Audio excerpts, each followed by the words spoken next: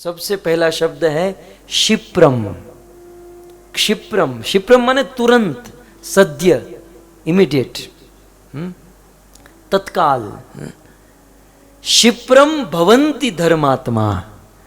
ये अर्जुन, जो मेरा भजन शुरू करता है, भक्ति शुरू करता है, क्षिप्रम भवन्ति, तुरंत बन जाता है धर्मात्मा।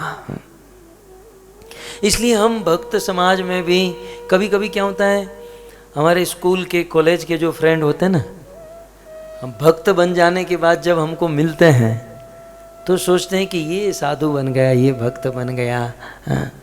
और फिर अनेकों प्रकार की निंदा करते हैं कि तो ऐसा था, ये वैसा था।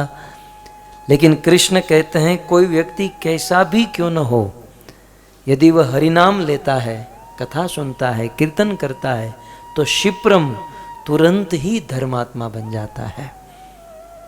और दूसरा, भक्ति करने का लाभ, हरि नाम, हरि कथा सुनने का लाभ, क्षिप्रम, तुरंत ही शाश्वत शांति नि गच्छति, वह तुरंत शांति को प्राप्त होगा। आजकल हमारे जीवन में अनेकों प्रकार की अशांति है। वर्तमान में दिल्ली में बड़ी अशांति है, दिल्ली जल रही है, अनेकों प्रकार, आज तो वर्ल्ड लेवल पर अशांति है, अनेकों प्रकार की अशांति हमारे जीवन में होती है। लेकिन जैसे ही हम भजन करने का, भक्ति करने का निर्णय लेते हैं तो शाश्वत शांति प्राप्त हो जाती है। और ऐसी भक्ति करने वालों के लिए कृष्ण प्रतिज्ञा करते हैं कि हे अर्जुन, मेरी कोई भक्ति करता है तो न मैं भक्त्या प्रणश्यति, मेरे भक्त का कभी पतन नहीं होगा, मैं कृष्ण मेरे भक्त का कभी विनाश नहीं होने दूंगा। ये कृष्ण प्रतिज्ञा करते हैं। लेकिन कृष्ण ने सोचा, यार मैं तो मेरी प्रतिज्ञा कभी कभी तोड़ भी देता हूं, दुनिया के लोग शायद मेरे पर विश्वास न करें। इसलिए कृष्ण अर्जुन से कहते हैं, अर्जुन कौन्तेय प्रतिजानी ही, अर्जुन तुम भी प्रतिज्ञा कर लो, शायद मैं मेरी प्रतिज्ञा तोड़ दूं लेकिन तुम्हारी प्रतिज्ञा नहीं तोड़ूंगा। अर्जुन से प्रतिज्ञा करवाई, कृष्ण ने भी प्रतिज्ञा की, और प्रतिज्ञा यह थी कि मेरे भक्त का मैं कभी पतन नहीं होने दूंगा।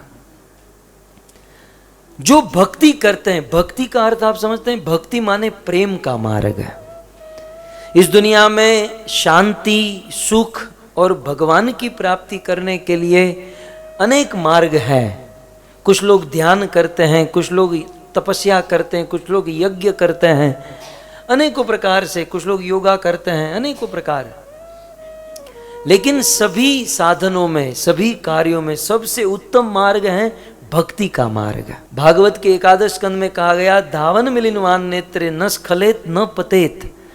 इस भक्ति के मार्ग पर कोई आंख बंद करके भी दौड़ेगा, वह न गिरेगा, न उसे ठोकर लगेगी, और आंख बंद करके भी कोई भक्ति के मार्ग में चले, वह समय से अपने डेस्टिनेशन पर पहुंच जाएगा। और अन्य अन्य मार्गों में क्या है कि आप कितना भी सतर्क रहकर चलो, साधना करो, कहीं ना कहीं विघ्न आएंगे।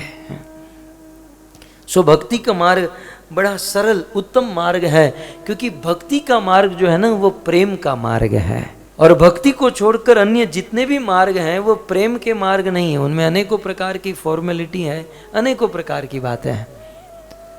और जहां प्रेम होता है वहां दोष नहीं देखा जाता। इसलिए कहते हैं, आंख बंद करके भी कोई भक्ति के मार्ग में दौड़े। देवी देवता की उपासना करने में यदि एक शब्द की गलती हो गई तो जैसे हम गलत दवाई ले लेते हैं तो कैसे रिएक्शन करती हैं, वैसे देवी देवता की उपासना में गलती हो गई तो वही देवी देवता पीछे पड़ जाएंगे, जीवित नहीं छोड़ेंगे। आप देवराज इंद्र को ले लीजिए, व्रज की परंपरा में सब लोग इंद्र की पूजा करते थे, और एक वर्ष इंद्र की पूजा नहीं हुई तो इंद्र अपने भक्तों को ही मारने लग गया। ये देवताओं की हालत है। और भगवान श्री कृष्ण की भक्ति में कितनी भी गलती हो जाए, कृष्ण गलती माफ नहीं करते हैं। ऐसा नहीं कि कृष्ण अपने भक्तों की गलती को माफ करते, नहीं, कृष्ण को अपने भक्त की गलती समझ में ही नहीं आती है। कृष्ण का एक स्वभाव, मैं आपको एक सीक्रेट बात कहूं, मैंने एक बहुत बड़े महात्मा से सुनी है। सुदर्शन सिंह चक्र जी बहुत मध्यकालीन युग में बहुत बड़े संत हुआ करते थे। उन्होंने कहा कि मेरे कृष्ण का एक स्वभाव है कि उसे अपने भक्त की गलती समझ में ही नहीं आती है। ऐसा नहीं कि भक्त ने गलती किया तो मैं माफ कर दूंगा, नहीं, कृष्ण का एक गुरूर है, कृष्ण को एक अभिमान है कि मेरा भक्त गलती कर ही नहीं सकता। इसलिए तो प्रतिज्ञा करते हैं ना, कौन्तेय प्रतिजानी न मे भक्ता प्रणश्यति। क्यों भाई, भक्त की गलती नहीं हो सकती? भक्त की कितनी भी गलती हो, मैं मेरे भक्त की रक्षा करूंगा। कृष्ण का यह स्वभाव है कि इस संसार में जो कृष्ण की भक्ति करता है और कृष्ण भक्त की किसी के साथ कुछ बोला चाली या कुछ भी हो गया तो कृष्ण अपने भक्त का दोष उनको दिखाई नहीं देता, दोष सामने वाले का ही दिखाई देता है। इसलिए कृष्ण सदैव अपने भक्त के पक्ष में होते हैं। दोष की बात छोड़ो, गोकुल में पूतना नाम की राक्षसी आई थी, कितनी बड़ी दुष्टा थी कि अपने स्तन पर विष लगाकर आई कि 6 दिन के बालक कृष्ण को मैं जान से मार दूंगी। लेकिन ऐसी पूतना के अंदर भी कृष्ण को दोष नहीं दिखाई दिया, पूतना भी कृष्ण को गलत नहीं लगी। कृष्ण ने तो यही पॉजिटिव सोचा, चलो जो भी है मेरे मंदिर में तो आया, चलो मुझे मारने के बहाने, लेकिन सब कुछ छोड़, दुनिया में करोड़ों लोग हैं, कौन मेरे दरबार में आता है, लेकिन जो भी है पूतना मेरे घर पर मेरे दरबार में चलकर आई, और दूसरा जो भी है लेकिन मुझे ऑफर कर रही है।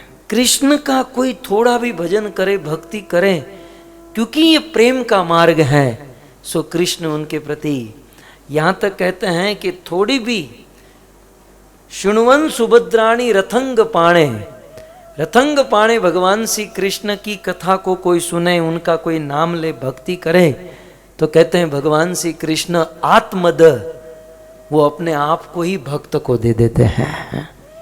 कृष्ण का एक नाम है आत्मद, अपने आप को ही वो दे देते हैं और सदैव अपने भक्त की रक्षा करते हैं। तो 2 चीज है, एक है कृष्ण की भक्ति और एक है कृष्ण की भक्ति छोड़कर अन्य अन्य मार्ग।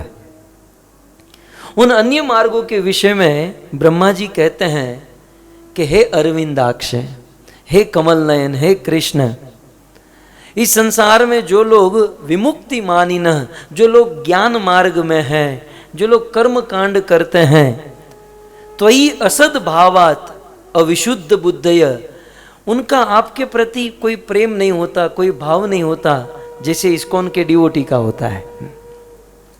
अन्य अन्य मार्ग वालों का आपके प्रति कोई प्रेम नहीं, भाव नहीं, भक्ति नहीं, और इसलिए आरुह्य कृच्छेण पदम पदम तत्, इसलिए वो ध्यानी, वो ज्ञानी, वो कर्मकांडी बहुत ऊंचे पद पर पहुंच जाते हैं, लेकिन बहुत ऊंचे पद पर पहुंचकर भी पतंत योद्धा दृश्य युष्मतांग्री, क्योंकि आपकी शरण ग्रहण नहीं किया है कृष्ण, क्योंकि कृष्ण आपकी वो भक्ति नहीं करते हैं, इसलिए बड़े बड़े ध्यानी, योगी, तपस्वी भी बहुत प्रोग्रेस करने के बाद भी वो नीचे गिर जाते हैं।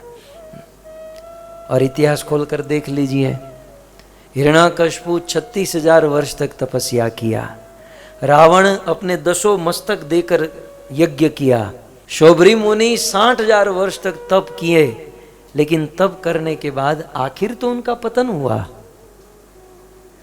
तो भक्ति मार्ग को छोड़कर अन्य किसी भी मार्ग में कोई प्रोग्रेस भी करे तो उनके पतन होने का चांस है, और भक्ति मार्ग में कोई कितनी भी गलती करे उनका प्रोग्रेस ही होगा, क्योंकि कृष्ण को अपने भक्त में गलती समझ में ही नहीं आती है। एक बहुत सुंदर, जब कृष्ण मथुरा में माँ देवकी के गर्भ में थे, तब 33 करोड़ देवी देवताओं ने अपना अनुभव कृष्ण को कहा, और गर्भस्थ स्तुति करते हुए वे देवता कहते हैं, तथान ते माधव ताव का क्वचित भ्रश्यंती मार्गा त्वयि वृद्ध सौहृदा। हे माधव, हे माधव, जो लोग आपकी भक्ति करते हैं वे सदैव प्रसन्न रहते हैं, आनंद में रहते हैं, और वे कभी भी आप अपने मार्ग से भ्रष्ट नहीं होते। एक बात समझ लीजिएगा कि जो कृष्ण की भक्ति करता है उनका कभी पतन नहीं होता। हम हमारे मनुष्य मानव समाज में एक बड़ी बात चर्चा चलती है कि फलाने सन्यासी का पतन हो गया, फलाने प्रभु जी का पतन हो गया, फलाने ब्रह्मचारी का पतन हुआ। स्वयं भगवान कृष्ण कहते हैं कि मेरे भक्त का कभी पतन होता ही नहीं है।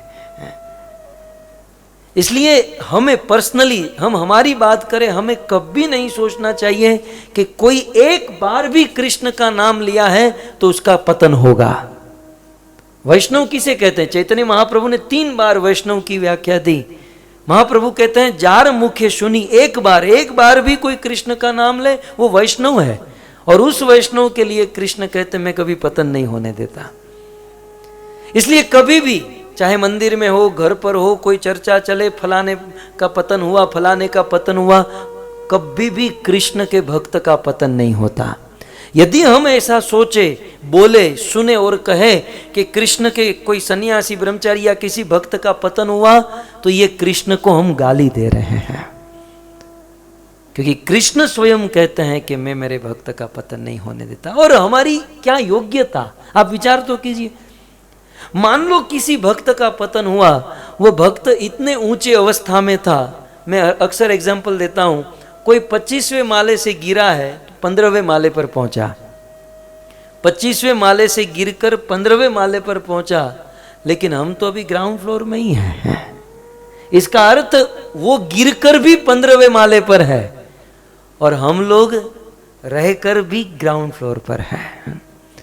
अर्थात कोई भक्त यदि पतन भी होता है तो वो पतन होने के बाद भी वो हमसे महान है, क्योंकि उन्होंने भक्ति की है, कृष्ण का भजन किया है। और कृष्ण कभी अपने भक्तों का पतन नहीं होने देते। बहुत सुंदर ये श्लोक, बहुत सुंदर है। कहते हैं, देवता कहते हैं, त्वया भी गुप्ता विचरंती निर्भया। हे माधव, हे कृष्ण, आपके जो भक्त हैं वो निर्भय होकर इस संसार में विचरण करते हैं। और मृत्यु के बाद विनायकानी कममूर्ध सुप्रभो, और आपके भक्त विनायक विघ्नों के ऊपर अपना मस्तक रखकर वैकुंठ में विचरण करते हैं। ये स्पेशल एक लाइन के ऊपर इसे हमें समझना है कि विनायका मूर्धसु प्रभो, कृष्ण की, राम की, विष्णु की जो भक्ति करता है वो विघ्नों के मस्तक पर अपना पांव रखता है और वैकुंठ में विचरण करता है। जीव गोस्वामी ने बहुत सुंदर लिखा है इस पर। मुझे ये बताइए, कई बार हमारे जीवन में, हमारे भक्ति मार्ग में विघ्न आते हैं, ठीक है? जब विघ्न आते हैं तो हम लोग नर्वस हो जाते हैं। क्या कृष्ण हमारे साथ नहीं है? क्या हमारे जीवन में क्यों ऐसा होता है? हम बड़े दुखी हो जाते हैं। लेकिन यहां पर बहुत सुंदर कहा, विनायकानी मूर्धनि प्रभो। आपको कहीं पर चलना है तो नीचे भूमि तो चाहिए। हम लोग हवा में तो नहीं चल सकते, नीचे कुछ आधार चाहिए चलने के लिए, ठीक है? तो यदि वैकुंठ में विचरण करना है तो नीचे आधार तो चाहिए। तो यहां पर देवता कहते हैं कि कृष्ण आपके भक्त वैकुंठ में विचरण करते हैं, लेकिन आधार क्या होता है? विनायक, विघ्न। जब तक, इसका अर्थ है जब तक जीवन में विघ्न नहीं है वैकुंठ में विचरण नहीं कर सकते, क्योंकि विचरण करने के लिए पांव तले भूमि तो चाहिए, और वह भूमि है विनायक, विघ्न। यदि हम कृष्ण की भक्ति करते हैं तो हमारे जीवन में जो विघ्न आते हैं उस विघ्न के माध्यम से वैकुंठ में विचरण कर सकते हैं। सीधा सा दृष्टांत है, आप रास्ते से जा रहे हो, कोई 1 फुट का पत्थर है, आपका ध्यान नहीं, ठोकर लगी, गिर गए, खून निकल गया। लेकिन यदि आप ध्यान रखकर चलते हो तो उस पत्थर के ऊपर आप पांव रखोगे, आप 1 फुट भूमि से ऊपर उठ जाओगे। सबके जीवन में विघ्न है, प्रॉब्लम है, दुविधा है, बाधा है, लेकिन माधव की भक्ति करेंगे, कृष्ण की भक्ति करेंगे तो उस विनायक, विघ्नों के मस्तक पर अपना पांव रखकर हम वैकुंठ में विचरण कर सकते हैं। इसलिए यदि वैकुंठ में विचरण करना है तो विघ्न चाहिए। अपने आप को प्रिपेयर कर लीजिए। आपको ऊपर बढ़ने के लिए सीढ़ी तो चाहिए ना, लिफ्ट तो चाहिए ना, तो वो लिफ्ट, वो सीढ़ी क्या है? वो विघ्न ही है। अच्छा, देवी कुंती को जब पूछा आपको क्या चाहिए, तो कुंती ने कहा गंगा की तरह मेरी भक्ति बढ़े। सबसे पहले वीडियो पाने के लिए लाल गोविंद दास यूट्यूब चैनल को सब्सक्राइब करें और बेल आइकॉन को प्रेस करना ना भूलें।